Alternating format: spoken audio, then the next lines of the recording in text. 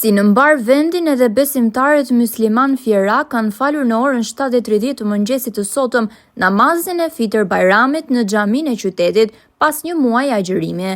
Besimtarët e të gjitha grup moshave janë falur për mirësi, shëndet dhe fat në familjet e tyre.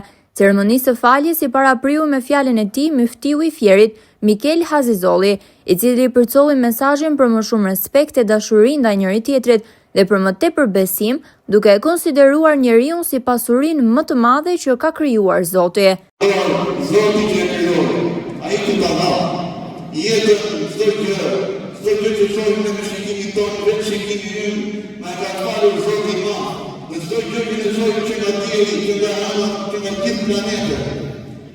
Uji, atmosfera, stratosfera, toka, oqeanet, letra, lumej, gjitha këto Zoti ka krijuar në madhështinë e tij dhe gjitha këto i ka krijuar dhe i ka nënshkruar që të shërbejnë njeriu dhe ai kërkon nga ne që vetëm ta adhurojmë ata, që të shkojmë në sensë e tij.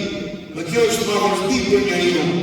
Dhe kur njeriu është robi i Zotit, nuk është robi asnjë tjetër.